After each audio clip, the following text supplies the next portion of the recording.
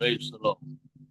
பிதாவாகிய தேவனால் நம்முடைய கர்த்தராகிய இயேசு கிறிஸ்துவினால் நமக்கு யாவருக்கும் கிருபையும் சமாதானம் தேவனுடைய அன்பு பெறுவதாக பரலோகத்தின் தேவன் தாமே நம்மை அனைவரையும் அபரீதமாக ஆசீர்வதித்து வழிநடத்துவார்.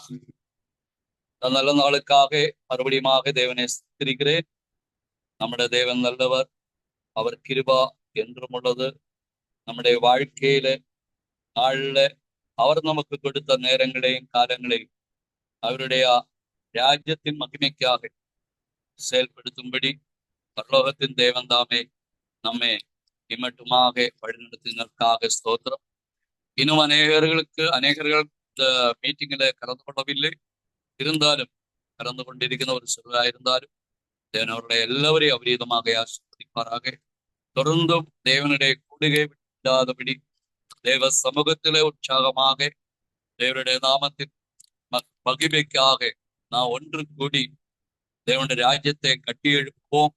தேவனுடைய நாமம் நம்ம மூலம் இந்த உலகத்திலே மகிமைப்படுத்தக்கதாக தேவன் நம்மை பரலோகத்தின் தேவன் தாமே நம்மை அபரீதமாக ஆசீர்வதிப்பாராக. நல்ல பாடல்கள், நல்ல கண்டக்ஷன், அதுபோல நல்ல ஜெபங்கள், நல்ல எல்லா காரியங்களையும் டெய்லி பிரெட்டு எல்லாவற்றையும் தேவன் நமக்கு உதவி செய்திருக்கிறோம். அதற்காகவும் தேவனை மகிமைப்படுத்துகிறேன், தேவனை ஸ்தோத்திரிக்கிறேன். நமக்கு ஒரு சில வசனங்களை வாசித்து வேத பகுதிக்குள்ளே கடந்து போகுவோம்.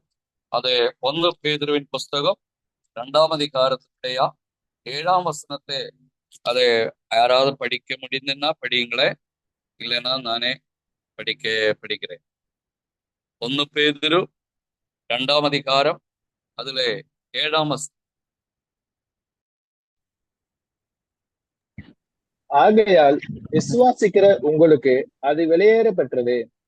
கீழ்ப்படியாமல் இருக்கிறவர்களுக்கோ வீட்டை கட்டுகிறவர்களால் தள்ளப்பட்ட பிரதான மூளைக்கல்லாகிய அந்த கல் இடறுதற்கேதுவான கல்லும் விழுதற்கேதுவான கண்மலையுமாயிற்று. கண்மலையுமாயிருக்கின்ற புனேஸ்வரி மகளுக்கு படிக்கிறதுக்கு வாய்ப்பு இருந்தால் படிக்கலாம். இப்ப இல்ல, மகன் படிச்சுட்டோம். ஆகையினால் இந்த வசனத்துல மிகவும் தெளிவாக தேவன் நம்மோடு பேசியிருக்கிறோம். ஆகையால் விசுவாசிக்கிற உங்களுக்கு அது விலையேற பெற்றதாயிருக்கும். ஏது? தேவனுடைய சத்தியமான தேவனுடைய ராஜ்யத்தின் சுவிசேஷமானது விசுவாசிக்கிறவங்களுக்கு எப்படிப்பட்டதா இருக்கிறது? விலையேற பெற்றது, விலை மதிக்க முடியாத ஒரு பொக்கிஷம், அதை அளவிட முடியாத ஒரு பொக்கிஷம். தேவனுடைய வசனத்தினாலே அதை விலையேற பெற்றதுனாலே தேவன் நம்மை அழைத்திருக்கிறோம். விலையேற பெற்றதை தருபடி. அது என்ன விலையேற பெற்றது? ஆகையால் விசுவாசிக்கிற உங்களுக்கு அது விலையேற பெற்றது. விசுவாசிக்கிறவளுக்கு விலையேற பெற்றது. விசுவாசியாமல் இருக்கிற மக்களுக்கு அது விலையேற பெற்றதே இல்லை என்பதையும் அதுக்கு அர்த்தமாக நாம் அறிந்து. ஆகையினால் தேவனுடைய பிள்ளைகளே, இது தேவனுடைய ராஜ்யத்துக்குரிய அந்த காரியங்களிலே ஒரு விலையேற பெற்ற அனுபவத்தை தேவன் நமக்கு கொடுத்திருக்கிறார். தேவன் நம்முடைய வாழ்க்கையிலே நம்ம அளவிட முடியாதபடி അല്ലെങ്കിൽ அதனுடைய மதிப்பு சொல்ல முடியாத அளவுக்கு விலையேற பெற்றதாയിരിക്കും. அது என்னன்னு கேட்டால் நம்முடைய ஆத்துமாவுடைய ரட்சிப்பு, நம்முடைய சோழினுடைய ரட்சிப்பு விலையேற பெற்றது. அது கோடி தங்கத்தை விட அது விலையேற பெற்றது. கோடி மில்லியன் கணக்கில் தங்கம் கொடுத்தாலும் அந்த ஆத்துமாவுக்கு ஈடாகாது. அப்படிப்பட்ட விலையேற பெற்ற தேவனுடைய சத்தியங்களினாலே, தேவனுடைய ராஜ்யத்தின் சுவிசேஷத்தினாலே நம்மை தேவன் அந்த விலையேற பெற்றது நம்ம கையிலே உள்ளத்திலே தேவன் கொடுத்திருக்கிறார். அப்ப அதனுடைய மதிப்பு தெரியாத நிலத்தான் அநேக ஜனங்கள் என்ன செய்கிறாரு, அதை அசட்ட பண்ணுங்க. அதனுடைய மதிப்பு அளக்க முடியாது, அளக்க முடியாது. அவ்வளோ பெரிய மதிப்பான தேவனுடைய ரட்சிப்பு. அதாவது நம்முடைய ஆத்துமாவே, நம்முடைய சோளே தேவனுடைய ராஜ்யத்துக்கு நேராக, தேவனுடைய ராஜ்யத்திலே நம்மை அழைக்கக்கூடிய அந்த அழைப்பு, தேவனுடைய ராஜ்யத்துக்குள்ளே நம்மை சேர்க்கக்கூடியதான அந்த விலையேற பெற்ற சத்திய வசனங்கள், கலப்படமில்லாத துப்புரவான தேவன அருளப்பட்ட பிரகாரமான தேவனுடைய சத்தியங்கள், அது விலையேற பெற்றதாயிருக்கும். இப்படிப்பட்ட நாம் இந்த உலகத்துக்கு முன்பாக விலையேற பெற்றவர்கள் அல்லாவிட்டாலும் தேவன் நம்மை விலையேற பெற்ற ஒரு பாத்திரமாக அவர் நம்மை பயன்படுத்தி இருக்கிறார். காரணம், ஒரு காலத்திலே தேவனை அறியாம இருந்த காலம். அந்த காலகட்டங்களிலே இதனுடைய மதிப்போ இதனுடைய மகிமையோ நம்மளாலே சொல்லவோ അല്ലെങ്കിൽ அறிந்து கொள்ளவோ முடியாம இருந்த ஒரு காலமாயிருக்கு. ஆனா இப்போ தேவன் நமக்கு அந்த சத்தியத்தை அறியும்படியான விலையேற பெற்ற அதை மேன்மையான சத்தியத்தை, அழிவில்லாத தேவனுடைய வசனத்தை, அதே பேதுருவின் புஸ்தகத்திலே வாசிக்கும் பொழுது அழிவில்லாத தேவனுடைய திருவசனமாகிய வித்தினாலே அதை நம்மை மீண்டும் மறுபடியும் பிறப்பித்திருக்கிறது. விலையேற பெற்ற ஒரு அனுபவம். நம்மை தேவன் எப்படி விலையேற பெற்ற ஒரு வசனத்தினாலே நம்மை அழைத்திருக்கிறோமோ அந்த அளவுக்கு நாமும் தேவனுடைய சமூகத்தில் மதிப்பிட முடியாத அளவுக்கு விலையேற பெற்றவர்களாயிருக்கிறோம். தேவனுடைய பார்வையிலே நாம் விலையேற பெற்றவர்களாயிருக்கிறோம். தேவனுடைய ராஜ்யத்திலே நாம் விலையேற பெற்றவர்களாயிருக்கிறோம். எப்போ நாம் இந்த விலையேற பெற்ற சத்தியத்துக்குள்ளே எந்த அளவுக்கு நாம் கடைபிடிக்கிறோமோ, எந்த அளவுக்கு அதை பின்பற்றுமோ, எந்த அளவுக்கு அதை ஃபாலோ பண்றோமோ அந்த அளவுக்கு அதை நம்மளுடைய தரத்தையும் தேவன் என்ன செய்கிறாரு, தேவனுடைய வார்த்தை விலையேற பெற்றதா இருக்கிறபடினாலே அதை விட விலையேற பெற்ற ஒரு நபராக, ஒரு சோளாக நம்முடைய ஆத்துமாவே தேவன் ஏற்றுக்கொள்ளுகிறார். இது எவ்வளவு ஒரு மேன்மையான அனுபவம். இது யாருக்கும் கிடைக்காத ஒரு சாத்தியம். இப்படிப்பட்ட விலையேற பெற்ற சத்தியத்தினாலே நம்மளை விலைக்கு கிரயத்துக்கு வாங்கியிருக்கிறபடினால் அதை விலையேற பெற்றவர்களாயிருக்கும். விலையேற பெற்ற சத்தியத்தினாலே நம்மை தேவன் அதை தெரிந்து கொண்டபடினால் நாம் தேவனுக்கு விலையேற பெற்றவர்கள். நாம் அனைவருமே தேவனுக்கு விலையேற பெற்றவர்கள், விலை உயர்ந்தவர்கள். ஆகையினால் இந்த வசனம் சொல்லுகிறது, கீழ்ப்படியாதவர்களுக்கோ வீட்டை கட்டுவர்களால் தள்ளப்பட்ட பிரதான மூலக்கல்லாய். வீட்டை கட்டுகிறவர்கள் தள்ளப்பட்ட ஒரு கல்லு. அந்த கல்லுதான் உண்மையான விலையேற பெற்றதாயிருந்தது. ஆனா அவங்க கண்களுக்கு அந்த கல்லு அது ஒரு தவறான கல்லாக அவங்க அதை ஒதுக்கி விட்டாங்க. அதுக்கு பதிலா வேற கல்லை வச்சு கட்டிட்டாங்க. ஆனா இந்த தள்ளப்பட்ட கல்லுதான் உண்மையிலே விலையேற பெற்ற கல்லுமாயிருக்கு. அந்த விலையேற பெற்ற கல்லை இவங்க என்ன பண்ணாங்க, தள்ளி விட்டாங்க. இது யாரை குறித்து சொல்லுகிறது? உண்மையாகவே இஸ்ராவேல் ஜனத்தை குறித்து சொல்லப்படுகிறது. இயேசு கிறிஸ்து இஸ்ராவேல் வம்சத்தில் தான் பிறந்தார், தாவீதின் வம்சத்தில் தான் பிறந்தார். ஆனால் இஸ்ராவேல் ஜனம் இயேசுவை என்ன பண்ணிட்டாங்க, ஒதுக்கி விட்டாங்க. இயேசுவே ஒரு பொருட்டாக அவங்க ஏற்றுக்கொள்ளவில்லை.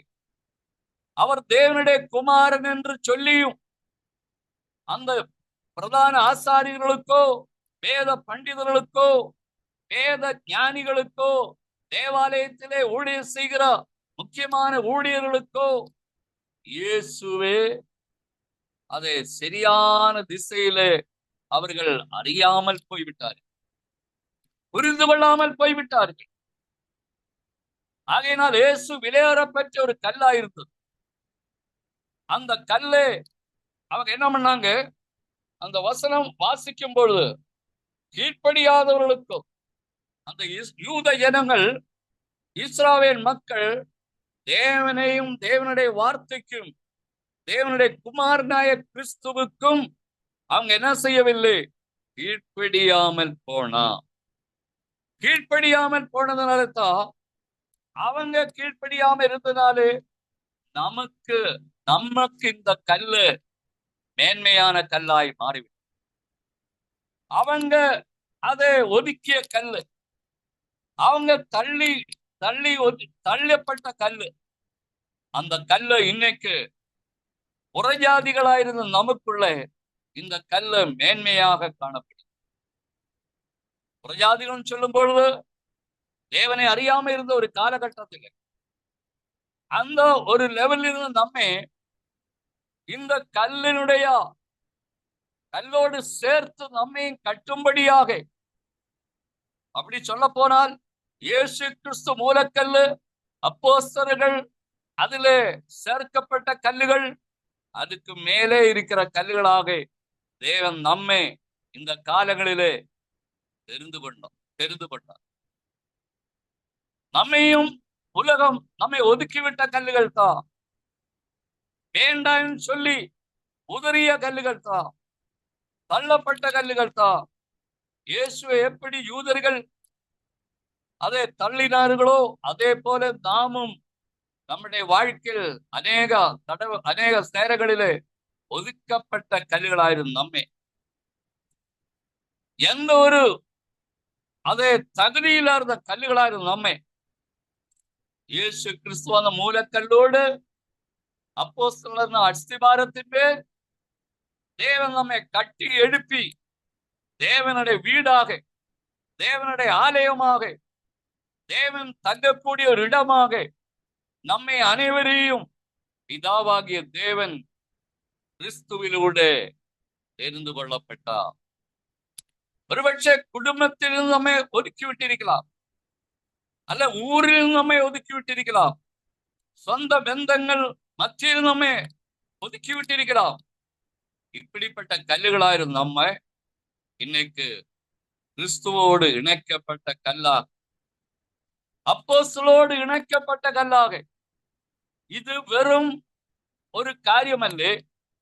ஏன் இப்படி சொல்ல காரணம், இயேசு கிறிஸ்து சொல்லிய உபதேசமும் தேவனுடைய ராஜ்யத்தின் சுவிசேஷமும் அப்போஸ்தலர் அதை மறுபடியும் அவங்க பேசினா தேவனுடைய ராஜ்யத்தின் சுவிசேஷமாகிய சத்தியங்களுக்கும் இன்னைக்கு நாமும் அதுக்கு உடன்பட்டவர்களாய் நம்மையும் கிறிஸ்துவோடும் அப்போஸ்தலரோடு இணைத்து அவங்க போதிச்ச அதே போதனை, அவங்க பிரசங்கம் பண்ணின அதே பிரசங்கத்தை, அவங்க நம்பின அதே உறுதியான நம்பிக்கை நமக்குள்ளே இருக்கிறபடினால் அப்படிப்பட்ட நமக்கு மட்டும்தான் அது சொல்வதற்கு தகுதியும் இருக்கிறது.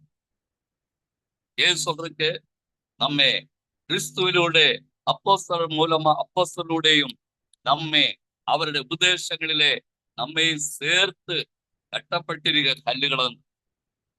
ஆனா மற்ற அநேக சபைகள் இருக்கிறது, அவங்களுக்கு இப்படி சொல்லுவாங்க அவங்க, ஆனா சொல்லியும் என்ன இல்லை, பிரயோஜனம் இல்லை.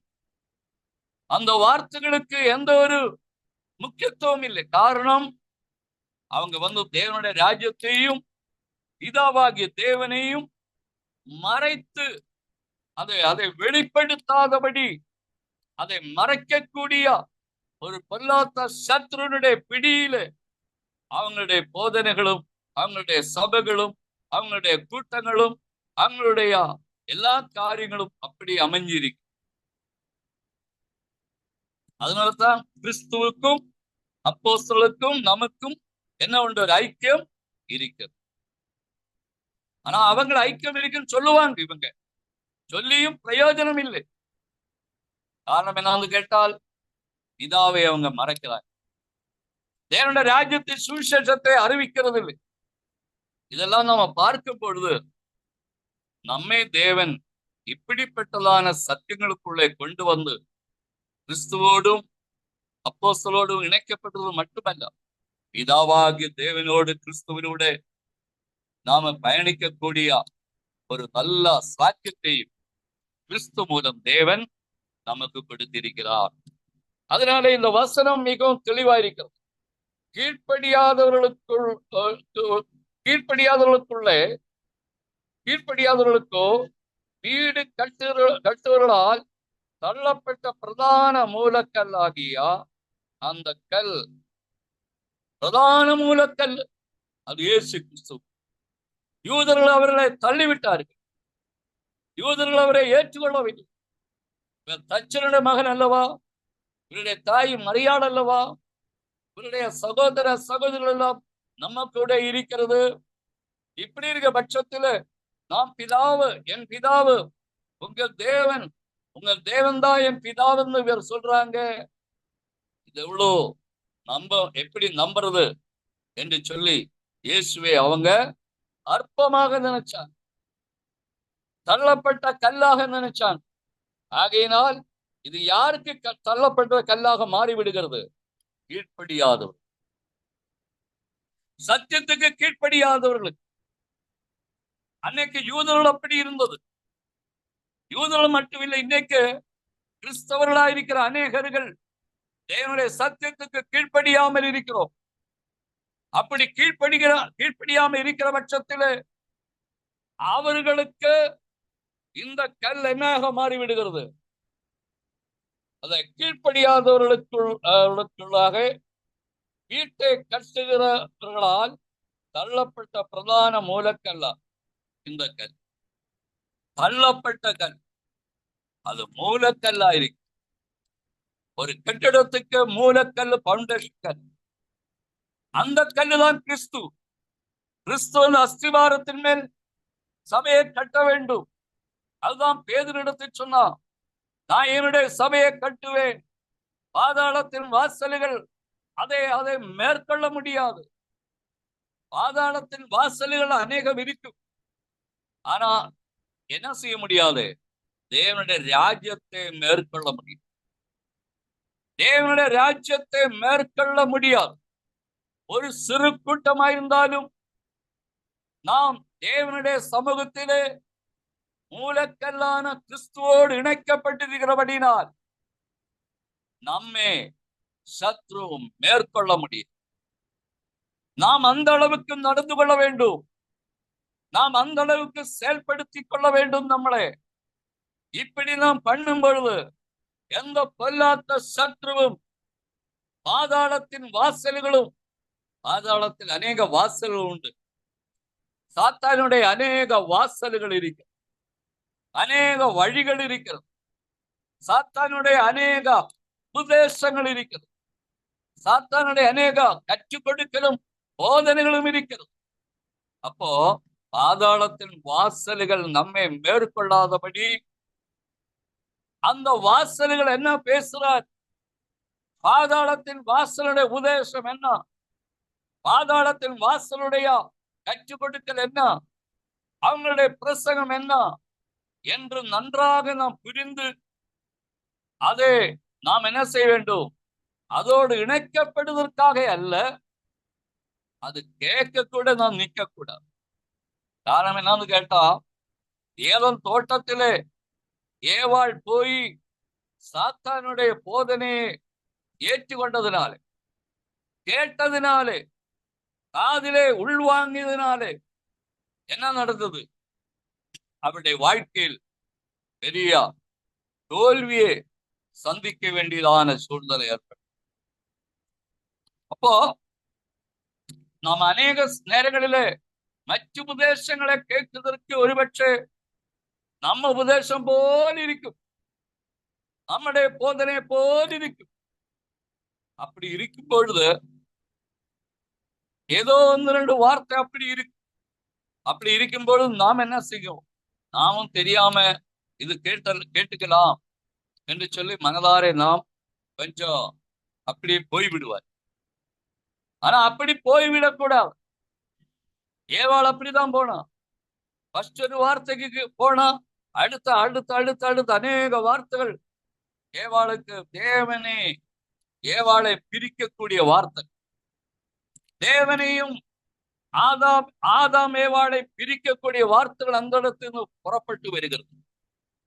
அப்போ இந்த சபைகள் இன்னைக்கு போதிக்கிறதான போதனைகள் எல்லாமே நம்மையும் தேவனையும் பிரிக்கக்கூடிய விஷயமாயிருக்கு.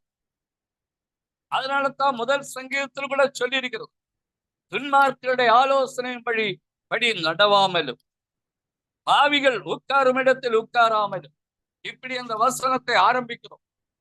அப்போ அப்படி போகும் பொழுது சரிதானே, இவங்க நம்ம அதைகள் இவங்க நமக்கு தெரிஞ்சவங்க, அதனால கொஞ்ச நேரம் கேட்டுக்கலாம். அப்படி போனா கொஞ்சம் கொஞ்சமா பிசாசு ஏவாளை இழுத்த மாதிரி நம்மளை இழுக்கிறதுக்கு வாய்ப்பு இருக்குது. அதனால நாம் என்ன செய்யணும்? பவுல் சொல்றாங்க, சாத்தானுக்கு இடம் கொடுக்காதிருங்கள், சாத்தானுக்கு இடம் கொடுக்காதிருங்கள். சாத்தானுடைய போதனைக்கு நாம் இடம் கொடுக்க கூடாது. அது கொஞ்சம் நேரம் கேட்கலாம், கொஞ்சம் நேரம் கேட்கலாம் என்று நாம் அசல்ட்டையாக அல்லது ஒரு சாதாரணமாக நினைத்து நான் கேட்டுக்கொண்டிருந்தால் போக போக நாமே அது நம்முடைய வாழ்க்கை மாற்றமாய் போய்விடும். அதனால அதுக்கு இடமே கொடுக்க கூடாது. பிசாசுக்கு இடம் கொடுக்க கூடாது. பிசாசுடைய போதனைக்கும் நாம் இடம் கொடுக்க கூடாது. நமக்கு எப்பொழுதும் ஆவியானவர் சொல்லுகிறது என்ன என்று காதுள்ளவன் கேட்க கடவன். தேவனுடைய ஆவியானவர் ஓரோ தேவனுடைய பிள்ளைகளையா, முக்கியமாக டெய்லி பிரெட் பேசுகிறதானா எல்லா பிள்ளைகளையா, பேசாமல் இருக்கிற பிள்ளைகளையா வாழ்க்கையில ஆவியானவர் மூலம் பேசக்கூடிய வார்த்தைகள் அனுதினமும் நமக்கு கொடுப்பார். அது கேட்டு அன்றாட வாழ்க்கையிலே அது ஒரு சத்துணவாக நாம் பயன்படுத்தி கொள்ள வேண்டும். ஆவிக்குரிய மண்டலத்தில் உள்ளான மனுஷனுக்குள்ள அப்படி பயன்படுத்தும் பொழுது அந்த வார்த்தை இன்னொரு மெசேஜுக்குள்ள நம்ம போறதுக்கு விருப்பமே இல்லாம போய், என்னை பொறுத்தவரைக்கும் அப்படிதான், நம்மளெல்லாம் அப்படிதான் நாம் நினைக்கிறோம். காரணம், நாம் அடுத்த ஒரு மெசேஜுக்கு போனால் ஏவாளுக்கு வந்த அந்த வெளியேறப்பட்ட கல்லை தள்ளக்கூடிய ஒரு கட்டத்திലേക്ക് அந்த தேவன் தான் அவங்களை தள்ளிவிட்டதாகவும் வேதம் சொல்லுகிறது.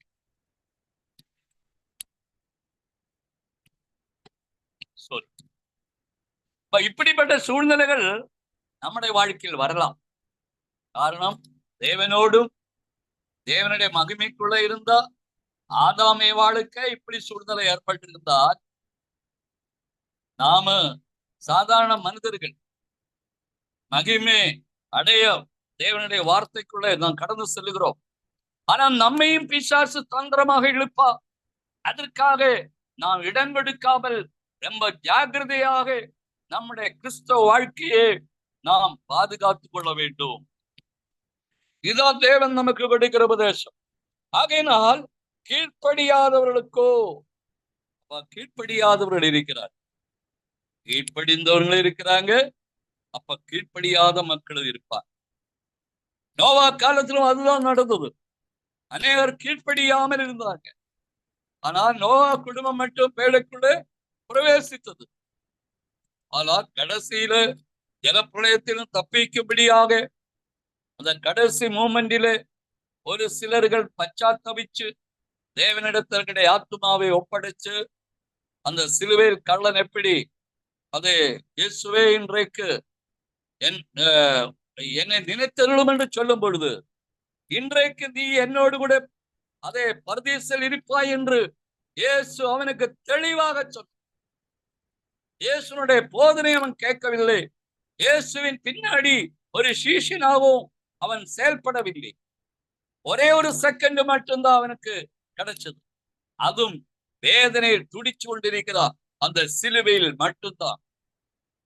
அந்த நேரத்தை அவன் தக்க வச்சான். அந்த நேரத்தை அவன் பயன்படுத்தினான். பாருங்களேன், எவ்வளவு அற்புதமான விஷயம். அவன் அந்த நேரத்தை பயன்படுத்தி தன் ஆத்துமாவே தேவனுடைய சமூகத்தை இழப்பாறுதலுக்குள்ளே பிரவேசிக்கக்கூடிய நல்ல ஒரு வாய்ப்பை அவன் அடைந்து கொண்டான். அதே மாதிரிதான் அந்த நோவா காலத்திலே கடைசி நேரத்திலே ஜலப்பிரளயம் தங்களை அதை அழிக்கப் போகிறார், இனி மரிப்பதல்லாத வேற வழி இல்லை என்று மனதாரே அவர்கள் உணர்ந்து உடனே பச்சாத்தாபிச்சு மன்னிப்பு தேவனிடத்துல கேட்டு, பரலோக பிதாவே, எங்களுடைய അല്ലെങ്കിൽ பரலோகத்தின் தெய்வமே, எங்களுடைய ஆத்துமாக்களை உம்முடைய கையில் அர்ப்பணிக்கிறேன் என்று சொல்லி அவங்க தன்னுடைய உயிரை அடுத்த நிமிஷத்திலே தண்ணிக்குள்ளே ஆண்டுவான். அந்த ஆத்துமாக்கள் தான் பேதுருவின் புஸ்தகம் அன்னைக்கு அந்த ஆத்துமாக்கள் காவலில் வைக்கப்பட்டிருக்கு. நோவா காலத்திலே ஜலப்பிரளயத்திலே மாண்டு போன எல்லாருடைய ஆத்துமாக்களை காவலில் வைக்கவில்லை. ஒரு சிலராக, கொஞ்சம் பேராக அவங்களுடைய ஆத்துமாக்களை பச்சாத்தபிச்சு மனம் திரும்பினா அந்த ஆத்துமாக்களை மட்டும்தான் தேவன் என்ன பண்ணாங்க, காவலில் வச்ச. எவ்வளவு ஒரு அற்புதமான விஷயம். காவலில் வச்சு எத்தனை நூற்றாண்டுகளுக்கு பிறகு, எத்தனையோ ஆயிரக்கணக்கு வருஷங்களுக்கு பிறகு இயேசு கிறிஸ்து வந்து சிலுவையில் அறையப்படும் வரை அவர் அறையப்பட்டு கல்லறையில் அவரை அடக்கம் பண்ணப்பட்டு அந்த நிமிஷம் முதல் அவர் அந்த பாதாளத்திலே அந்த காவலில் வைக்கப்பட்ட ஆவிகளிடத்திலே போய் சுவிசேஷத்தை அறிவித்தார்.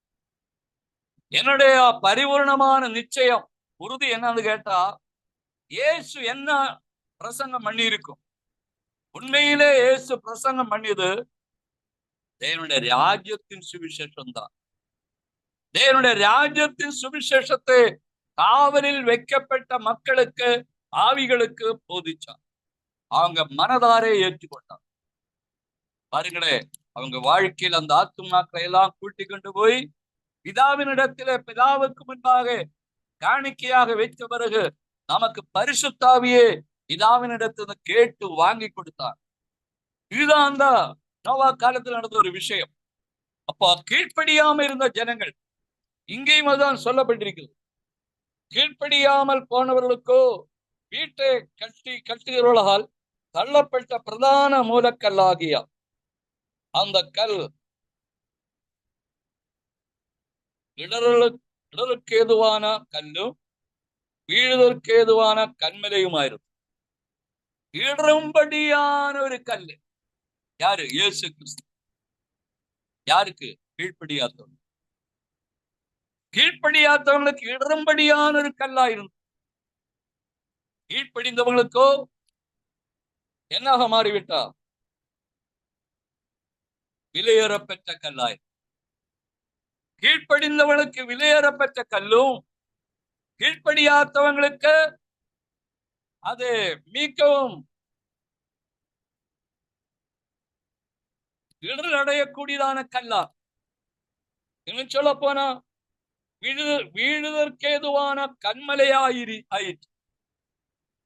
இடரும்படியாகவும் வீழும்படியான கண்மலை ஆயிடுச்சு. கல்லிப்ப என்ன ஆயிடுச்சு? கண்மலை ஆயிடுச்சு. அது தேவனுடைய ராஜ்யத்தை காமிக்கும். அந்த ராஜ்யம் ஒரு கல்லாக தானியேல் புஸ்தகத்திலும் வெளிப்படுத்தும் புஸ்தகத்திலும் வாசிக்கிறோம். கைதொடாத ஒரு கல்லு வானத்தில் இறங்கி வந்தது. அது பூமி முழுவதும் நிரம்பி. அது தேவனுடைய ராஜ்யத்தை காண்பிக்கிறோம். அந்த ராஜ்யமான கல்லு அது மூலக்கல்லா இருந்தது. விசுவாசிக்கிறவர்களுக்கு அது விலையேறப்பட்ட கல்லு. விசுவாசியாமல் கீழ்ப்படியாமல் போனவர்களுக்கு அதை இடரடையக்கூடிய கல்லும் வீழுதற்கு ஏதுவான கண்மலையுமாயிற்று. அவங்க வீழக்கூடிய கல்லாய், வெறுங்கல்ல, அது கண்மலையாக வளர்ந்துட்டார். தேவனுடைய ராஜ்யம், இன்னைக்கு தேவனுடைய ராஜ்யத்தின் சுவிசேஷத்தை அநேகர் வெறுக்கிறாங்க. அதுதான் நம்முடைய தலைமை போதர் ஷாஜி பாஷா அடிக்கடி சொல்லுகிறது. அந்த பைபிள் യൂണിവേഴ്സിറ്റിയിൽ ഇല്ലേ, அந்த சிலபஸில் இல்லை தேவனுடைய ராஜ்யத்தின் சுவிசேஷத்தை பற்றி. பைபிள் காலேஜுகளில் இல்லை, பைபிள் ஸ்கூலில் இல்லை, சர்ச்சஸில் இல்லை, பாஸ்டர்களுக்குள்ளே இல்லை, விசுவாசிகளுக்குள்ளே இல்லை. இத்தனை இடங்களிலும் தேவனுடைய ராஜ்யம் என்ற கல்லு போதிக்கப்படுகிறது. அந்த கல்லு சிறிய கல்லா இருந்தது, மூலக்கல்லா இருந்தது. விசுவாசிக்கிறவங்களுக்கு அது மூலக்கல்லு, அது ஆசீர்வாதத்தின் கல்லு, அல்லங்கில் விலையேறப்பட்ட கல்லு. ஆனால் விசுவாசியாதவர்களுக்கோ இடரும்படியான கல்லு, அதை அதை வீழும்படியான பெரிய கண்மலையாக அது மாறிவிட்டது. வீழும்படியான வீழுதற்கேதுவான கண்மலையாயிற்று. பாருங்களேன், இந்த கல்லு ஒரு கல்மலையாக மாறி. யாருக்கு இந்த கல்லு ஒரு கல்மலையாக? விசுவாசியாமல் இருக்கிறவங்க, அவங்களுக்கு வீழும்படியா அந்த கல்லு கண்மலையாயிற்று. விசுவாசிக்கிற நமக்கோ விலையேற பெற்றதாயிருக்கு. விலையேற பெற்ற உபதேசம், தேவனுடைய ராஜ்யத்தின் சுவிசேஷம் என்பது விலை உயர்ந்தது. எந்த மனுஷனாலும் அளவிட முடியாதவள், எந்த மனுஷனாலும் அதை கிரயத்துக்கு வாங்க முடியாதவள், அவ்வளவு விலை உயர்ந்தது, மதிப்பிட முடியாத அளவுக்கு விலை உயர்ந்தது. இப்படிப்பட்ட கல்லான தேவனுடைய ராஜ்யத்தை தேவன் அதில் இணைக்கும்படி தேவன் நமக்கு தேவன் நம்மை இணைக்கும்படி தேவன் நமக்கு கிருபை செய்து, அது கண்மலையாயிற்று. 8ஆம் வசனம் வாசிக்கும்போ, அவர்கள் திருவசனத்துக்கு கீழ்ப்படியாதவர்களாயிருந்து இடறுகிறார்கள், அதற்கென்று நியமிக்கப்பட்டவர்களாயும் இருக்கிறார். அநேகரே இந்த சுவிசேஷத்திலே உறுதியாக நிற்க முடியாமல் இருக்க காரணம், இது ஏன் கடைபிடிக்காமல் இருக்க காரணம் தெரியுமா? இந்த கண்மலையான இல்லைங்கில் இந்த கல்லே கிறிஸ்துவான மூலக்கல்லு, அந்த உபதேசத்தை அவர்கள் திருவசனத்துக்கு கீழ்ப்படியாமல் இருந்து இடரடைகிறார். திருவசனத்துக்கு கீழ்ப்படியாமல் இருக்கிறார் மக்கள் அதிகமா இருக்கு. திருவசனத்துக்கு கீழ்ப்படியக்கூடியவர்கள் ஒரு சிலர்கள் தான், பெரிய கூட்டம் கிடையாது. அநேக வாழ்க்கையில் கூட்டத்தை பார்த்து ஏமாந்து போய் கொண்டிருக்கு. கூட்டத்தோடு ஒரு கூட்டமாக அவங்க ஏமாந்து போதும். ஆனால் சிறு மந்தையே பயப்பட வேண்டாம், என் பிதாவு உங்களுக்காக ராஜ்யத்தை கொடுக்க வல்லவராயிருக்கிறார். இயேசு சொல்றாங்க, நான் கொடுக்க வல்லவராயிருக்கிறார். இயேசு சொல்லல, என் பிதாவு கொடுக்க வல்லவராயிருக்கிறார். என்ன? தேவனுடைய ராஜ்யத்தை. சிறு கூட்டம்தான் என்ன ஆக முடியும்? இதை கீழ்ப்படிவாரு, அதை விசுவாசிப்பார், அதை ஏற்றுக்கொள்ளுவார். ஆகையினால் வேதவசனம் சொல்லுகிறது, அவர்கள் திருவசனத்துக்கு கீழ்ப்படியாதவர்களாயிருந்து இடர்கிறார். கீழ்ப்படியாதவர்களாயிருந்து அதை கண்மலையின் மேல் மோதி வீழ்கிறார். கண்மலை போய் இவங்களே மோதவில்லை, இவங்களா போய் கண்மலையின் மேல் மோதுகிறார். காரணம் கீழ்ப்படியவில்லை. அந்த கீழ்ப்படுதல் இல்லாததுனால இவங்களாக அந்த கண்மலையின் மேல் போய் மோதி இடறி வீழுகிறார். அந்த கண்மலையின் மேல் வீணு அநேகர் அதை தூளாய் போகிறார் என்று வேதவசனம் சொல்லுகிறது. இப்படிப்பட்டதான ஒரு காரியமாக வேதவசனத்தை கீழ்ப்படியாதவர்கள் இருந்து இடர்கிறார்கள், அதற்கென்று நியமிக்கப்பட்டவர்களாயும் இருக்கிறார். பாருங்க, இப்படிப்பட்ட ஜனங்களை தேவன் இடரும்படியாக தேவன் வச்சிருக்கிறார். இதுக்கென்று மட்டும் இவங்களை வச்சிருக்கிறார். ரட்சிப்பை அடைவதற்காக அல்ல. இந்த கல்லே மோதி வீழுவதற்காக அவர்கள் திருவசனத்துக்கு கீழ்ப்படியவர்களாயிருந்து இடறுகிறார்கள். அதற்கென்று நியமிக்கப்பட்டவர்களாயும் இருக்கிறோம். நமக்கு ஒரு நியமனம் இருக்கிறது, அவங்களுக்கும் இடரும்படியாகவும் என்ன இருக்கிறது, ஒரு நியமனத்தை தேவன் வச்சிருக்கிறார். இதை நாம் பகுத்தறிய வேண்டும், இதை நாம் புரிந்து கொள்ள வேண்டும். நம்மை எப்படி கிறிஸ்துவுக்குள்ளே தேவன் முன் நியமிச்சாரோ அதே போல இடரும்படியாக, திருவசனத்துக்கு கீழ்ப்படியாமல் இருந்து இடரும்படியாக தேவன் அவர்களே அதற்கென்று நியமிக்கப்பட்டவர்களாயும் இருக்கிறார். ஆனா அதிலிருந்து அவங்களாலே வெளியே வர முடியவில்லை. அப்ப அவங்க வாக்குவாதங்களும் மற்ற காரியங்களும் அவங்க பேசி சம்மேளிக்க விரும்புகிறார். ஆகையினால் அவங்களாலே அந்த இடத்திலிருந்து வெளியே வர முடியாதபடி அவங்க தள்ளப்படுகிற ஒரு கட்டமாக காணப்படுகிறது. நாம கூட எத்தனையோ பேருக்கு அது லிங்க் அனுப்புகிறோம், ஆனால் நிறைய பேர் வரவில்லை. காரணம் என்ன தெரியுமா? அவங்க வந்து கீழ்ப்படியா மனதில்லை. ஒரு சிலங்கள் சூழ்நிலை நிமித்தம் வராமல் இருக்கலாம், அது வேற விஷயம். ஆனால் இந்த சத்தியத்தை மனதாரை வெறுக்கிற மக்களும் இருக்கு. சத்தியத்துக்கு கீழ்ப்படியா மனதாரை கீழ்ப்படியக்கூடிய மக்களும் இருக்கு. அப்படி கீழ்ப்படியாமல் போகும் பொழுது அங்க வாழ்க்கை அதற்கென்று தேவன் அவர்களை நியமிச்சு இருக்கிறார். உலகத்துல எல்லா காரியங்களிலும் அவங்க ஈடுபடுகிறார்கள், தேவனுடைய ராஜ்யத்தின் காரியங்களில் மட்டும் அங்க வெளியேறுகிறார் அல்லது ஈடுபடாமல் இருக்கிறார்கள்.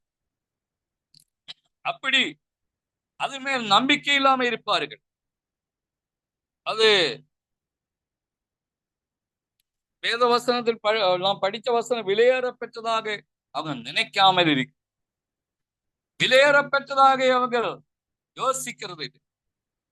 அது மிகவும் தவறான ஒரு எண்ணங்கள், தவறான ஒரு சிந்தனை என்பதை அவங்களாலே புரிந்து கொள்ள முடியவில்லை. நமக்கு இன்னொரு வசனங்களை வாசிக்கலாம். சங்கீதங்கள் புஸ்தகம், முதல் சங்கீதம் 1ஆம் சங்கீதத்தினுடைய 1ஆம் வாக்கியம். துன்மார்க்கருடைய ஆலோசனையில் நடவாமலும், துன்மார்க்கருடைய ஆலோசனையில் நடவாமலும், பாவிகளுடைய வழியில் இல்லாமலும், பரியாசக்காரர் உட்காரும் இடத்தில் உட்காராமலும், தேவனுடைய வேதத்தில் இருந்து இரவும் பகலும் அவருடைய வேதத்தில் தியானமாய் இருக்கிற மனுஷன் பாக்கியவான். போதும். அந்த வசனம் மிகவும் தெளிவாயிருக்கு. என்ன அங்க சொல்லப்பட்டிருக்கிறது? துன்மார்க்கருடைய ஆலோசனையின்படி நடவாம். துன்மார்க்கர் நம்மை வெளியிலும் துன்மார்க்கர், ஓரோ உள்ளங்களிலும் என்ன இருக்கிறது? 2 மார்க்கம் இருக்கிறது. ஒன்று தேவனுடைய மார்க்கம், 2 துன்மார்க்கம். அப்போ இந்த சங்கீதம் என்ன சொல்லுகிறது? துன்மார்க்கருடைய ஆலோசனை. நமக்குள்ளே கூட 2 ஏக்கம் இருக்கு. ஒரு இடத்துக்கு போகலாமா, போக வேண்டாமா? இப்ப ஜெபம் பண்ணலாமா, ஜெபம் பண்ண வேண்டாம்? வேதத்தை தியானம் பண்ணலாமா, தியானம் பண்ண வேண்டாம்? இப்படி 2 ஏக்கம். நமக்குள்ளே ஒரு துன்மார்க்கருடைய ஆலோசனை நமக்குள்ளே கூட பிசாசு கொண்டு வருவான். அதை நம்ம பகுத்தறிந்து கொள்ள வேண்டும். அதை நம்ம அறிந்து தெளிவாக புரிந்து கொண்டால் மட்டும்தான் அந்த துன்மார்க்கர், வெளியில் உள்ள துன்மார்க்கரும் உள்ளே இருக்கிற துன்மார்க்கமான காரியங்களை நாம் பகுத்தறியும் போது, நாம் அதை கண்டுபிடிக்கும் போது, வெளியிருக்கிற துன்மார்க்கர் அவங்களுடைய ஆலோசனையிலும் நடக்கக்கூடாது. நமக்குள்ளேயும் 2 சிந்தனை இருக்கு. ஒன்னு தேவனுடைய சிந்தனை, 2 பிசாசுடைய சிந்தனை. அந்த பிசாசுடைய சிந்தனைக்கு துன்மார்க்கன் என்று பேரு நம்ம சுட்டலாம். துன்மார்க்கன், பிசாசு. இப்போ நமக்கு ரெண்டு சிந்தனை இப்படி போயிட்டு இருக்கு. அதுதான் சொன்ன போல வேதத்தை வாசிக்கலாமா, இல்லைன்னா ஜெபம் பண்ணலாமா, இல்லைன்னா கொஞ்ச நேரம் தியானம் வேதவசம் தியானம் பண்ணலாமா, இப்படி ரெண்டு. ஒண்ணு அப்படி தியானம் பண்ணலாம் என்ற எண்ணம் இருக்கும், இன்னொரு சிந்தனை இருக்கும், இப்ப வேண்டாம். அதுதான் துன்மார்க்கருடைய ஆலோசனை. இப்ப ஜெபம் பண்ண வேண்டாம், அதுதான் துன்மார்க்கருடைய ஆலோசனை. அதை நம்ம என்ன செய்யணும், பகுத்தறிய வேண்டும். காரணம், அப்படிப்பட்ட மனம்தான் நம்முடைய இருதயம், அப்படிப்பட்ட மனசுதான் நமக்குள்ள இருக்கிறது. அதனாலே அந்த மனசை நாம் புதுப்பிக்க வேண்டும். மனசை புதுப்பிக்க யாராலே முடியும்? ஒரு வாட்ச்மேனை புதுப்பிக்கலாம் கடையில கொடுத்து, இல்லைங்க எலக்ட்ரானிக் பொருள் ஏதோ ஒண்ணு அது ரெடி பண்ணிக்கலாம். ஆனா நம்முடைய மனசு புதுப்பிக்கிறதுக்கு இங்கே எந்த ஒரு அது நபர்களும் கிடையாது. அது தேவனுடைய சமூகம் தான். தேவன் மட்டும்தான் நம்முடைய மனசை புதுப்பிக்க முடியும். அப்போ துன்மார்க்கருடைய ஆலோசனை வரும், தேவனுடைய ஆலோசனை நமக்குள்ளே உண்டாகும். அப்ப நாம் தேவனுடைய ஆலோசனைக்கு கீழ்ப்படியும் பொழுது துன்மார்க்கருடைய ஆலோசனை நம்மை விட்டு விலகி போயிடும். இல்ல நாம் துன்மார்க்கருடைய ஆலோசனை தான் கை கொள்ளுவோம் என்று சொன்னால் நம்முடைய வாழ்க்கையில தேவனுடைய ஆலோசனை நம்மை விட்டு விலகி போயிடும். அப்ப இது ரெண்டையும் நாம் பகுத்தறிந்து நித்திய ஜீவனுக்குரிய தேவனுடைய ஆலோசனையை கடைபிடிக்கும் பொழுது நம்முடைய வாழ்க்கை துன்மார்க்கருடைய ஆலோசனை நமக்குள்ளே உருவாகும் பொழுது, அந்த துன்மார்க்கருடைய ஆலோசனை நமக்குள்ளே பேசும் பொழுது நாம் அதை என்ன பண்ண முடியும்? அதை ஜெயிக்க வேண்டும். அதுதான் வெளிப்படுத்தும் புஸ்தகம் 21 ஜெயிக்கிறவன் எல்லாவற்றையும் சுதந்தரிப்பான், நான் அவனுக்கு தேவனாயிருப்பேன், அவன் எனக்கு குமாரனாயிருப்பான். அப்ப துன்மார்க்கருடைய ஆலோசனை நான் ஜெயிக்க வேண்டும். வெளியில் மட்டுமல்ல, நமக்குள்ளே இருக்கிற துன்மார்க்கமான ஆலோசனை நான் ஜெயிக்கும் பொழுது நாம் தேவன் நமக்கு பிதாவாயிருப்பா, தேவன் நமக்கு தேவனாயிருப்பா, நாம் அவருக்கு குமாரருமாய். இதுதான் தேவன் நமக்கு கொடுக்கிறதான ஒப்பந்தம். அந்த ஒப்பந்தத்தை மீறாதபடி நாம் என்ன செய்ய வேண்டும்? அதை பாதுகாக்க வேண்டும். ஆகையினால் இந்த வசனம் சொல்லுகிறது, துன்மார்க்கனுடைய ஆலோசனையின்படி நடவாமலும் பாவியுடைய வழியில நில்லாமலும். வழி ரெண்டு வித வழி இருக்கிறது. ஒன்னு தேவனுடைய வழி இருக்கிறது, சாத்தானுடைய வழி இருக்கிறது. அதுதான் பாவியுடைய வழி என்று சொன்னார். தேவனுடைய உதாரணத்துக்கு ஆதம் ஏவாளை நாம் எடுத்துக்கலாம். அவங்களுக்கு தேவனுடைய வழி இருந்தது, அவங்க தேவனுடைய வழியில்தான் சஞ்சரிச்சிருந்தார். ஆனா திடீர்னு அவங்க வாழ்க்கையிலே ஒரு மாற்றம் ஏற்பட்டு தேவனுடைய வழியை விட்டு அவங்க சாத்தானுடைய வழியை பின்பற்ற ஆரம்பிச்சு, சாத்தானுடைய வழிக்கு அந்த பேச்சுக்கு செவி கொடுத்தார். அதனால அவங்களுக்கு என்ன இழப்பு நடந்தது? தேவனுடைய ராஜ்யத்தை விட்டு, தேவனுடைய அந்த தோட்டத்தை விட்டு விலகக்கூடிய ஒரு சூழ்நிலை. ஆகையினால் தேவன் நமக்கு என்ன சொல்லுகிறது? துன்மார்க்கருடைய ஆலோசனைப்படி நடவாமலும் பாவிகளுடைய வழியில நில்லாமல். பாவிகளுடைய வழி இருக்கிறது. துன்மார்க்கருடைய ஆலோசனை, பாவியுடைய வழி. இது ரெண்டையும் நாம் பகுத்தறிய வேண்டும். ஒரு ஆவிக்குரிய மனுஷன் இது ரெண்டையும் பகுத்தறிவான். காரணம், அவனுக்குள்ளே பிதாவினுடைய ஆவியானவர் அவருக்குள்ள இருக்கிறது. அந்த பிதாவினுடைய ஆவி அவனை சரியான திசையிலே, தேவனுடைய வழியிலே, தேவனுடைய ஆலோசனையிலே, பாவியுடைய வழியில் அல்ல, தேவனுடைய வழியிலே அவனை நடத்துவார். அப்போ ஆவியானவர் நமக்குள்ள இருந்த ஆலோசனையை கொடுப்பார்.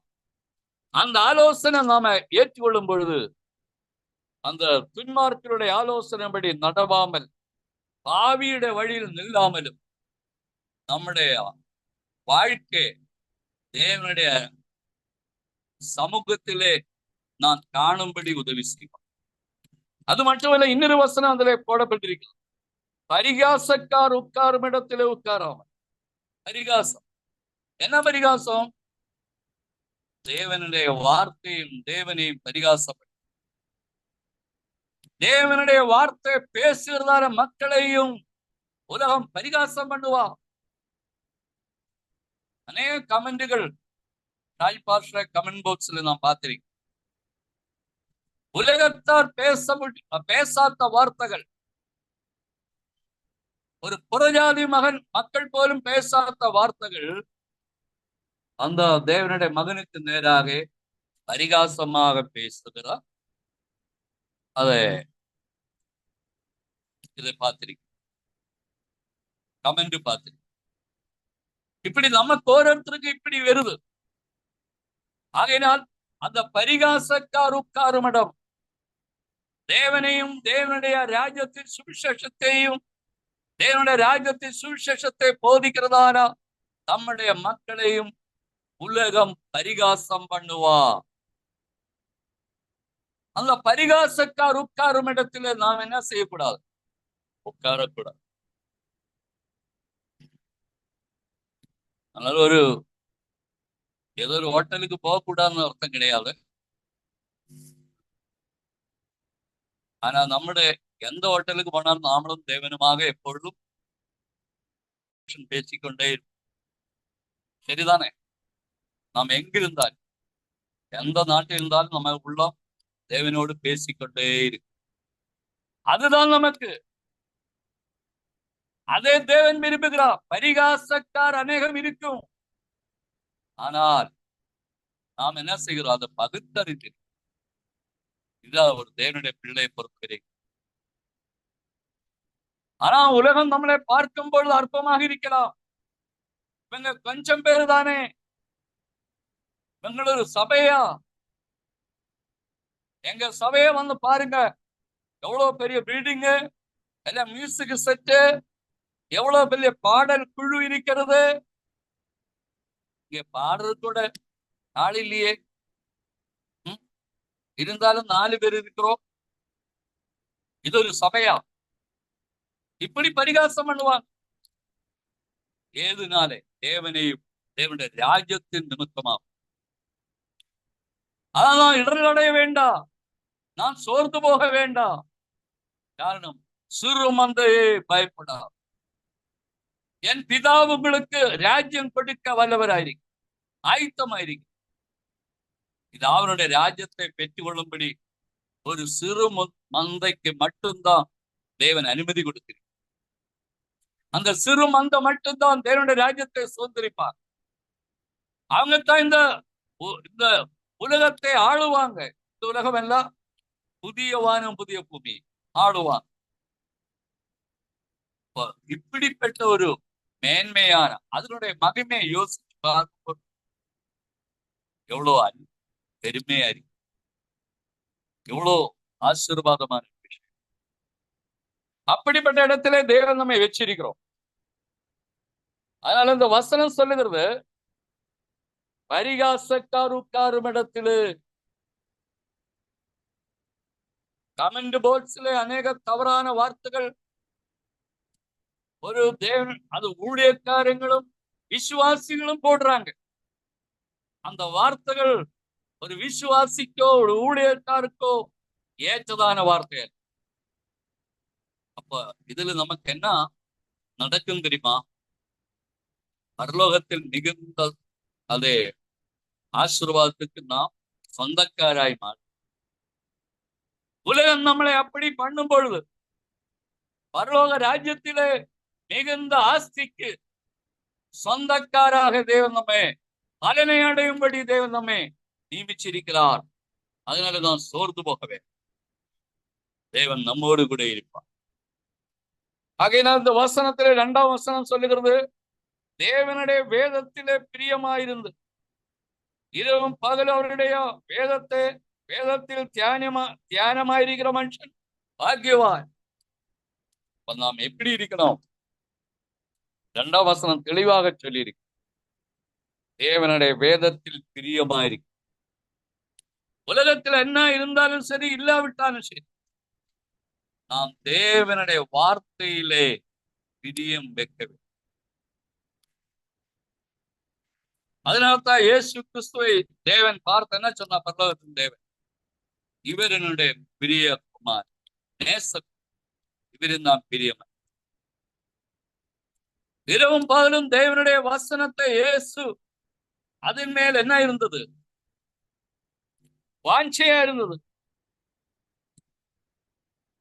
தியானமாயிருந்தது, பிரியமாயிருந்தது. அப்படிப்பட்ட ஒரு மனுஷனாகத்தான் இயேசு உலகத்தில் அவர் இந்த உலகத்தில் 3.5 வருஷம் ஊழியர் செய்கிற நாட்கள் எல்லாம் தேவனுடைய வசனத்தை இரவும் பகலும் அவருக்கு தியானிச்சு கொண்டே. வேற அவ்வளவு காரியங்கள் தியானிக்கிறதுக்கோ சிந்திக்கிறதுக்கோ அவருக்கு நேரம் இல்லாம. தேவனுடைய மக்களே, நம்மையும் தேவன் அப்படிப்பட்ட இடத்துல வச்சு நம்முடைய இப்போ வேலையில் இருக்கு. ஆனாலும் சூனுக்குள்ள வர்றதுக்கு முன்னாடி வசனத்தை தியானிச்சு கொண்டுதான் இருந்தார். நான் நம்புகிறேன், ஆவியின் நம்புகிறேன். படுக்க போகும்போதும் தூங்கும் பொழுதும் நாம் எல்லாருமே என்ன இருக்க வேண்டும்? தேவனுடைய வசனத்தை தியானிச்சு கொண்டு இரவும் பகலும், பகல் மட்டுமல்ல இரவும் பகலும் தேவனுடைய வசனத்திலே தியானமா இருக்கிற மனுஷனா ஆகியவார். இயேசு கிறிஸ்து அதுக்கு ஒரு நல்ல முன்மாதிரியை. பிதாவினுடைய வார்த்தை அவர் இரவும் பகலும் பேசினது மட்டுமல்ல, அவர் அது அவர் அதை தியானிச்சு கொண்டே. அதேதான் நமக்கும் தேவன் சொல்லி இருக்கிறார். அப்போ தேவனுடைய வசனத்தின் மேல் பிரியமா இருக்க வேண்டும், இரவும் பகலும் அவருடைய வேதத்திலே தியானமாயிருக்க வேண்டும். அதனால எந்த வேலையும் செய்யக்கூடாது என்ற அர்த்தம் கிடையாது.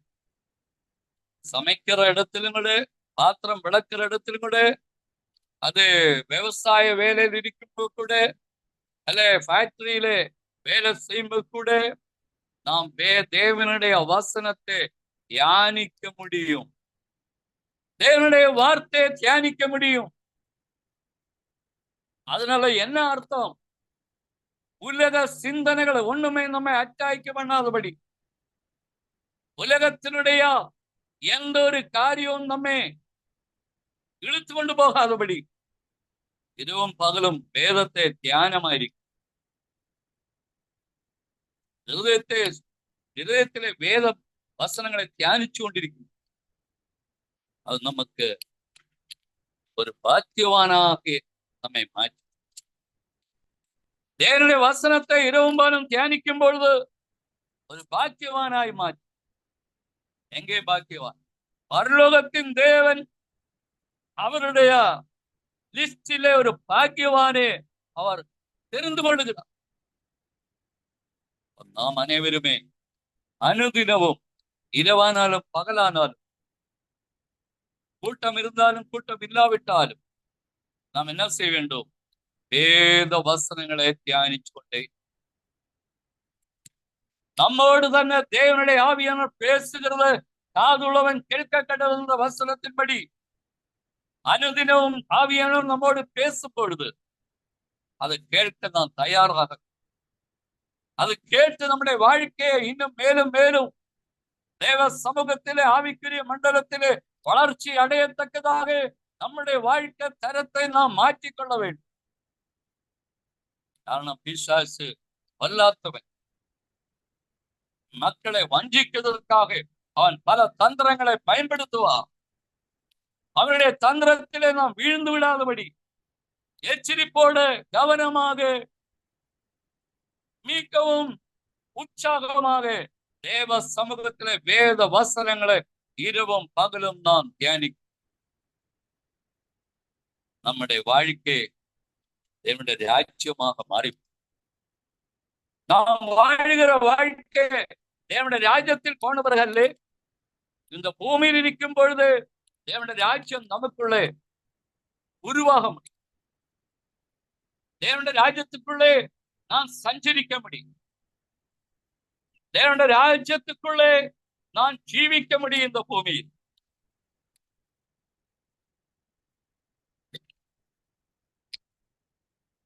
தேவனுடைய ராஜ்யம் நமக்குள்ளே. தேவனுடைய ராஜ்யம் புசிப்பு குடிப்புமை, நீதியும் சமாதானமும் பரிசுத்தாவியினாலே உண்டாகும் மகிழ்ச்சியுமாய். அந்த ராஜ்யத்தினுடைய மகிமை, தேவனுடைய ராஜ்யத்துக்குரிய சந்தோஷம், அந்த நம்பிக்கை நமக்குள்ளே அதிகமாக பெருகிக்கொண்டே இருக்கு. எப்போ? இரவும் பகலும் தேவனுடைய வசனத்தை நாம் தியானிக்க. அல்ல மற்றவங்க இடத்துல பேசாதே என்று அர்த்தம் இல்லை, வேற எந்த காரியங்களும் ஈடுபடாதே என்று அர்த்தம். ஆனா அதுக்கு மேலாக தேவனுடைய வார்த்தை, எல்லாத்துக்கும் மேலாக தேவனுடைய வார்த்தையை நாம் அது இரவும் பகலும் தியானிக்கக்கூடிய வார்த்தையா. எதற்காக அதை தியானிக்க? நம்மை மகிமைப்படுத்துகிறது தேவனுடைய வார்த்தை. வார்த்தைதான் ஆதம் ஏவாளை மகிமைன்னு வெளியேற்றதும் அந்த வார்த்தை மீறிய நிமித்தமாக.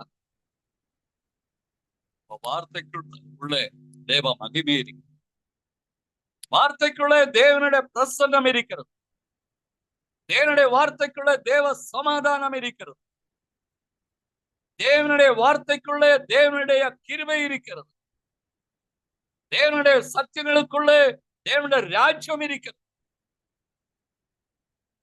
ஆகையினால் தேவனுடைய வார்த்தை நம்மை தேவ சமாதானத்திலே வழி, தேவனுடைய ஐக்கியத்திலே வழி நடத்துவான். அந்த வார்த்தை தான் அவங்க மீறி போன. அதனாலே அவங்க வாழ்க்கையில் உண்டான ஆசீர்வாதங்கள் எல்லாம் நஷ்டமாயிப்போம். இன்னைக்கு நாம் கிறிஸ்து மூலம், தேவனுடைய குமாரனாகிய கிறிஸ்து மூலமாக தேவனுடைய வார்த்தைக்குள்ளே நாம் வந்திருக்கோம். அந்த வார்த்தை நம்மை நித்திய ஜீவனை கொடுக்கிறது. அந்த வார்த்தை நமக்கு நித்திய சமாதானத்தை கொடுக்கிறது. அந்த வார்த்தையானது தேவனுடைய ராஜ்யத்துக்குள்ளே நம்மை கூட்டிக் கொண்டு போகிறது. அந்த வார்த்தையானது நமக்கு மகிமையை சேர்க்கிறது. அந்த வார்த்தையினாலே தேவ சமாதானத்தை, மகிழ்ச்சியும் சந்தோஷத்தை நமக்குள்ளே கொண்டு வரும். உலகத்தில் அநேக பிரச்சனைகள், 1008 பிரச்சனைகள் இருக்கு. அப்படி இருந்திருந்தாலும் அது நடுவிலே தேவ சமாதானம் பனியை போல நம்முடைய உள்ளத்திலே இறங்கி வருவார். தேவ சந்தோஷம் நமக்குள்ளே இறங்கி வருவார். காரணம் அவருடைய வார்த்தை நமக்குள்ளே இருக்கு. அந்த வார்த்தை நாம் கடைபிடிக்கிறோம். அந்த வார்த்தை நம்முடைய வாழ்க்கையில நம்மை புதுப்பிச்சு கொண்டிருக்கிறது. அனுதினமும் நம்முடைய வாழ்க்கை மாற்றத்தை ஏற்படுத்தி கொண்டிருக்கிறது. அந்த வார்த்தையானது நம்முடைய வாழ்க்கையில தேவனுடைய ராஜ்யத்துக்குள்ளே நம்மை கூட்டிக் கொண்டு போகிறது. அந்த வார்த்தையினாலே நமக்கு நித்திய ஜீவன் உண்டு. அந்த வார்த்தையினாலே நமக்கு தேவனுடைய ஐக்கியம் உண்டு. அந்த வார்த்தையிலே நாம் பிழைக்க முடியும். உலகத்துல என்னென்ன காரியங்கள் சாப்பிட்டு இருந்தாலும் அதுலெல்லாம் ஒரு முடிவுண்டு, மரணம். ஆனா தேவனுடைய வார்த்தை நமக்குள்ளே எந்த அளவுக்கு புசிக்குமோ நம்முடைய மரணம் நீங்கிவிடும். மரணம் நம்மை விட்டு விலகும். மரணத்திலும் நித்திய ஜீவனிലേക്ക്, நித்திய ஜீவனுக்குள்ளே நாம் பிரவேசிக்கிறோம். எப்படி? தேவனுடைய வார்த்தை, தேவனுடைய ராஜ்யத்தின் சுவிசேஷத்தினாலே நாம் தேவனுடைய ராஜ்யத்துக்குள்ளே, நித்திய ஜீவனுக்குள்ளே பிரவேசிக்கிறோம். ஆகையினால் அந்த வசனம் நான் கற்றுக்கொண்டது, அவங்களுக்கு அந்த வார்த்தையிலே விசுவாசம் இல்லாமல், அந்த வார்த்தை அவங்களுக்கு விலையேறப்பெற்றதாக அவங்க ஏற்றுக்கொள்ளவில்லை. அதை கீழ்ப்படியாமல் அது அற்பமாக நினைத்தார்கள். அதனால அந்த கல்லு அவங்களுக்கு இடர் அடையலுக்கும், தேவனுடைய ராஜ்யத்தை விட்டு இடரும்படியாகவும், அதை கண்மலையின் மேல் மோதி அவங்க வீடும்படியாகவும் அந்த கல்லு அப்படி உருவாய். ஆனா விசுவாசிக்கிற நமக்கோ தேவனுடைய வார்த்தையினாலே அது விலையேற பெற்றதாயிருக்கு. நித்திய ஜீவன் கொடுக்கும். தேவனுடைய மக்கள், தேவனுடைய ராஜ்யம் நமக்கு. அதனால சிறு மந்தைய நம்ம சோர்ந்து போக, தேவன் நம்மோடு கூட இம்மானுவேலா அவர் நம்மை வழி பாதுகாத்து. கேட்ட வசனங்கள் மிகவும் பிரயோஜனமாயிருக்கிறோம். நான் ஒரு நிமிஷம் கண்களை முடிச்சு, பரலோக தந்தையே, தகப்பனே, ஆசீர்வாதமான திருவிழைக்காக நம்முடைய குமாரனாகிய இயேசு கிறிஸ்துவின் நாமத்தில் நாங்கள் ஒருமனப்பட்டு பல தேசங்களிலும் பல ஊர்களிலும் ஒருமித்து நம்முடைய பொற்பாத இடத்துல கடந்து வரும்படியான கிருபை. ஓ, அவங்களுக்கு அந்த வார்த்தை இடர் அடையும்படியாகும், வீழுதற்கு கண்மலையாகவும் இல்லை. ஆனால் எங்களுக்கு அந்த வார்த்தையான நித்திய ஜீவனாக உருவாக்கும் விலையேற பெற்றவார், விலையேற பெற்றவார். ஓ, விலை மதிக்க முடியாத தேவனுடைய வார்த்தை. அந்த வார்த்தையினாலே எங்களுக்கு நித்திய ஜீவன், தேவனுடைய ராஜ்யம் உண்டு. அந்த வார்த்தையினாலே தேவனுடைய மகிமை. அந்த வார்த்தை ஆதாம் ஏவாள், ஏவாள் ஆதாம் இந்த வார்த்தை நம்பாமல் போனதுனாலே அவங்களுடைய வாழ்க்கையில் மகிமை இழந்து போனார். எங்களுக்கு கிறிஸ்து மூலம் தேவன் கொடுத்த வார்த்தை எங்களுக்கு நித்திய ஜீவன் மட்டுமில்ல, தேவ மகிமை, இழந்து போன மகிமை மறுபடியும் எங்களுக்கு புதுப்பிச்சு வந்திருக்கிறது. அதற்காக இந்த விடையில வசனத்தை கேட்ட அனைவரும் மேலும் ஆவியான இன்னும் இது இன்டர்நெட் மூலமோ மற்ற அப்பா காரியங்கள் மூலம் இது இந்த சத்தியங்களை யாரெல்லாம் கேட்க தேவ சுத்தமா இருக்கிறதோ எல்லாம் கேட்க வாழ்க்கையில் பெரிய மாற்றத்தை கன்வென்ஷன் செய்த மகனையும் ஒரு விசுடைய கருத்திலே வேதத்தை வாசித்து எங்களுக்கு உதவி செய்த மகளையும் உடைய கருத்திலே நெய்வரே தேவையான யாராவது உடம்பு இல்லாம இருந்தால் உங்களுக்காக பெரிய காரியத்தை கண்டுபிடினால்